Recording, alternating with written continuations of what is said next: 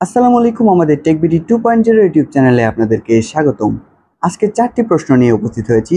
বেসরকারি শিক্ষা প্রতিষ্ঠানে বিভক্ত শিক্ষক কর্মচারীদের যে 4টি মোস্ট পপুলার প্রশ্ন, যে প্রশ্নটি সকলের মনে ঘুরে বেড়াচ্ছে, সেই 4টি প্রশ্ন নিয়ে আজকে উপস্থিত হয়েছি আপনাদের সামনে। আমি প্রথম প্রশ্নটি বলছি, বাংলাদেশের নবম পে কমিশন গঠন হতে কতদিন সময় লাগবে? দ্বিতীয় প্রশ্নটি হচ্ছে, নবম পে কমিশন গঠনের সাথে কর্মকর্তা কর্মচারীদের কত শতাংশ বেতন বৃদ্ধি হতে পারে? তৃতীয় প্রশ্নটি হচ্ছে, জুলাই মাসে বেতনের সাথে সরকার যে বিশেষ প্রণোদনা 10 বা 15% দেওয়ার ঘোষণা দিয়েছে, সেটা কি যুক্ত হবে? চতুর্থ প্রশ্ন হচ্ছে, এই বিশেষ প্রণোদনা 15 বা 20%, 10 বা 15%, এর সাথে আমাদের বাৎসরিক জুলাইয়ে যে 5% ইনক্রিমেন্ট হয়, সেটা কি আলাদাভাবে পাওয়া যাবে, না এর সাথে যুক্ত হবে? এই 4টি প্রশ্ন নিয়ে আজকে বিস্তারিত ভিডিওতে থাকছে। আপনারা যারা এই ভিডিওটি 4টি প্রশ্ন আপনার মনেও প্রশ্ন বেঁধেছে, অবশ্যই সেই উত্তরটি সঠিক এবং সঠিক সত্য জানতে আমাদের ভিডিওটি শেষ পর্যন্ত দেখবেন।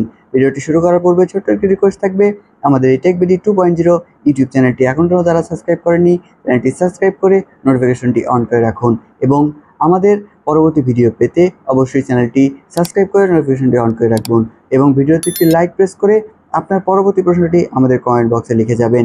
এর পরবর্তী একটি ভিডিওতে আমরা আপনার প্রশ্নটি নিয়ে অবশ্যই উত্তর দেওয়ার চেষ্টা করব। চলুন আজকের ভিডিওটি এখানেই শুরু করছি। তো চলে আসলাম আমাদের মূল ভিডিওতে। এখানে আমাদের 1 নম্বর প্রশ্ন ছিল, বাংলাদেশের নবম পে কমিশন গঠন হতে সরকারের কতদিন সময় লাগবে? এখানে যে বিস্তারিতভাবে কি দেখা যাচ্ছে, চলুন আমরা দেখে আসি। বাংলাদেশের নবম পে কমিশন গঠন করা হয়েছে 24শে জুলাই 2025 তারিখে। সাবেক অর্থ সচিব, বর্তমান পল্লী কর্মসহায়ক ফাউন্ডেশনের চেয়ারম্যান জাকির আহমেদ খানকে কমিটির প্রধান হিসেবে নিয়োগপ্রাপ্ত করেছেন। সরকার কমিশনের কাজ শেষ করে প্রতিবেদন জমা দিতে 6 মাসের সময় নির্ধারণ করে দেওয়া হয়েছে। আশা করা যাচ্ছে আগামী 6 মাসের মধ্যেই এটির পূর্ণাঙ্গ যে প্রতিবেদন সেটি জমা হয়ে যাবে।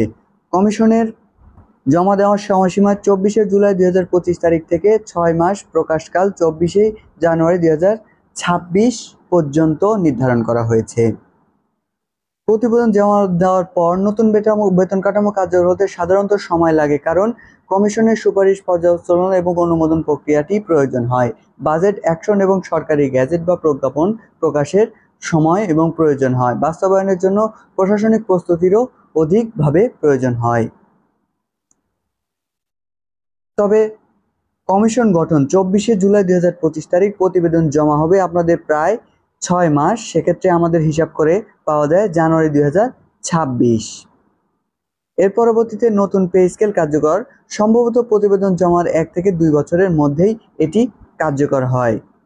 এরই আনুমানিক সময়সীমা, যেহেতু সরকার নির্দিষ্ট কার্যকর করার তারিখ ঘোষণা এখন পর্যন্ত করেনি, তবে সরকারের এটি সিদ্ধান্তের ওপর এটি বলবৎ থাকে। তো আশা করা যাচ্ছে এই সময়ের মধ্যেই নবম জাতীয় পে স্কেলটি আমাদের ঘোষণা হয়ে যাবে। বিভিন্ন তথ্যসূত্র থেকে জানা যায়, নবম পে কমিশন গঠন এবং তার সময়সীমা নিয়ে খবরগুলি নিশ্চিতভাবে জানাচ্ছে 24শে জুলাই 2025 তারিখে এটি গঠন করা হয়েছে এবং কমিশনকে 6 মাসের মধ্যে প্রতিবেদন জমা দিতে বলা হয়েছে। এর পরবর্তী প্রশ্নে আমরা চলে যাব। এর পরবর্তী প্রশ্নটি, নবম পে কমিশন গঠন হলে একজন কর্মকর্তা কর্মচারীর কত শতাংশ বেতন বৃদ্ধি হতে পারে? এটি মোস্ট পপুলার প্রশ্ন। এটি আমাদের 2 নম্বর প্রশ্ন ছিল। আমাদের পূর্ব ভিডিওতে কমেন্ট বক্সে অসংখ্য এই ধরনের প্রশ্ন এসেছে এবং আমাদের ব্যক্তিগতভাবে মেল করে এই প্রশ্নগুলো উত্তর জানতে চাওয়া হয়েছে, যার কারণে আজকে ভিডিওটি আমরা এই প্রশ্নটি নিয়ে আমরা উপস্থিত করছি। চলুন আমরা সেটি দেখে আসি। নবম পে কমিশন গঠনের সরকারের পর কর্মকর্তা কর্মচারীদের বেতন কত শতাংশ বাড়তে পারে? এটি নির্ভর করে কমিশনের সুপারিশের ওপর, যা এখনও 2025 সালের জুলাই পর্যন্ত সরকারিভাবে ঘোষণা করা হয়নি। তবে অতীব অভিজ্ঞতা ও বর্তমান মূল্যস্ফীতি এবং সরকারের কর্মকর্তা কর্মচারীদের প্রত্যাশার ভিত্তিতে কিছু অনুমান করা যেতে পারে। তো সেই অনুমানটি কি, আমরা একটু দেখে আসি। আমরা প্রথমে দেখে আসব অতীতে পে কমিশনের আলোকে অনুমান করা একটি তথ্যছক। সেখানে বলা হয়েছে পে কমিশন ষষ্ঠ, সপ্তম, অষ্টম, আমরা 3টি ধাপ দেখব। যেটি 2005 সালে গঠন করা হয়েছিল ষষ্ঠ পে কমিশন, 2009 সালে গঠন করা হয়েছিল সপ্তম পে কমিশন এবং সর্বশেষ যেটি দ্বারা আমরা এখনো বেতন পরিচালিত হচ্ছে সেটি অষ্টম জাতীয় বেতন স্কেল, যেটি 2015 সালে গঠন করা হয়েছিল।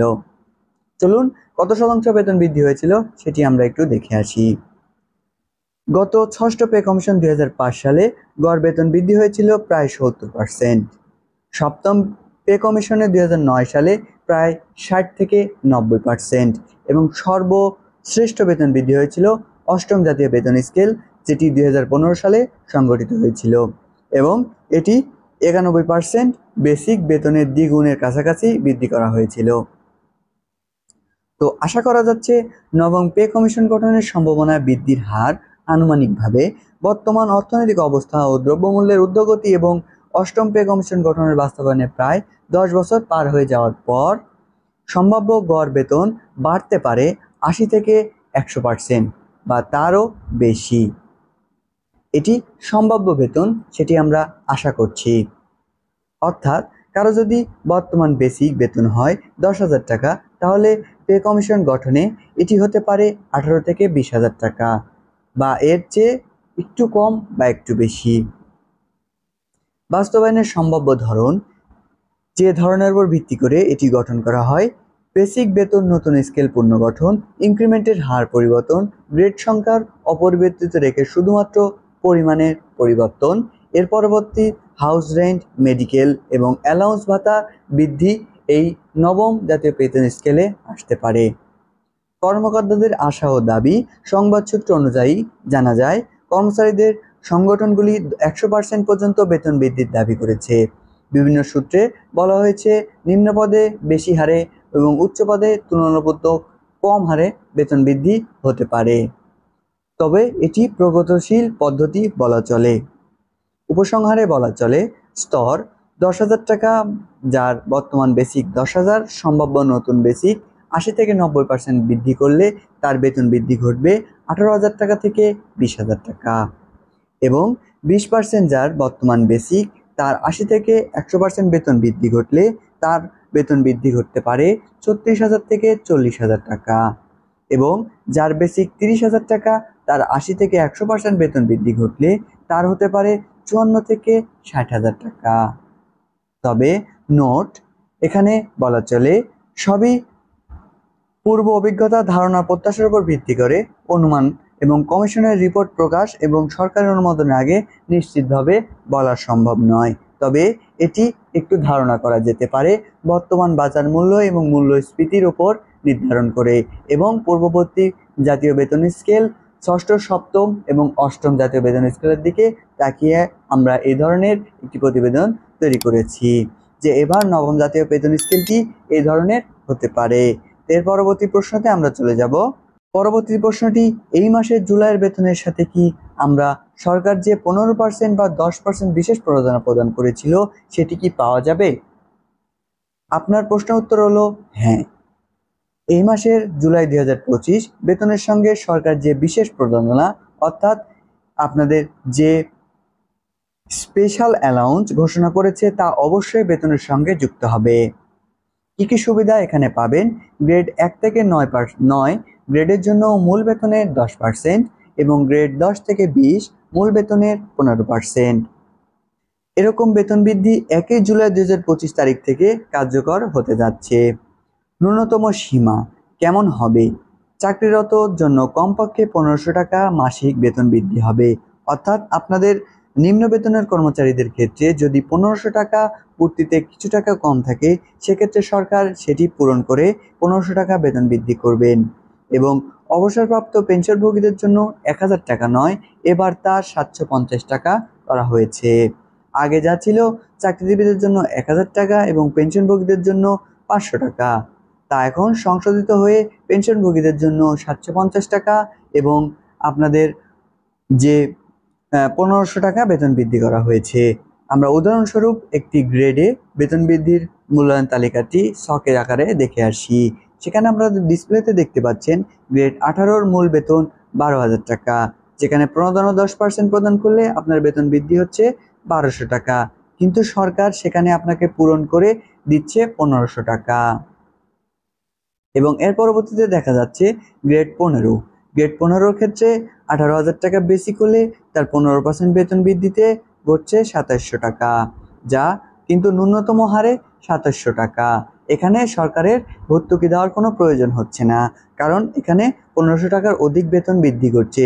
সেক্ষেত্রে সরকার কোনো বিশেষভাবে সুবিধা প্রদান করছে না। শুধুমাত্র 1500 টাকার কম হলে সেটিকে সরকার করে দিয়ে 1500 টাকা বেতন বৃদ্ধি করছে। এর পরবর্তীতে আমরা আরও একটি প্রশ্ন রয়েছে, সেটিতে চলে যাব। যে বিশেষ প্রণোদনা ঘোষণা করেছে সরকার, এর সাথে জুলাই মাসে যে আমাদের 5% করে ইনক্রিমেন্ট হতো, যেটি অষ্টম জাতীয় বেতন স্কেলে নির্ধারিত ছিল, সেটি কি আলাদাভাবে যুক্ত হবে নাকি এই 15% বা 10%-এর মধ্যেই থেকে যাবে? তো আপনার প্রশ্নটি খুবই গুরুত্বপূর্ণ। আপনি যে এই প্রশ্নটি করেছেন তাকে অসংখ্য ধন্যবাদ। এর পরবর্তী এরকম প্রশ্ন থাকলে অবশ্যই কমেন্ট বক্সে করে যাবেন। পরবর্তী ভিডিওতে আমরা সেটি উপস্থিত করব। বিশেষ প্রণোদনা 10 বা 15% এবং সাধারণ বার্ষিক হার 5%, এই দুটি আলাদা বিষয় এবং সরকারিভাবে এখানে এখনও ঘোষণা হয়নি যে 5% ইনক্রিমেন্ট বন্ধ বা স্থগিত করা হয়েছে।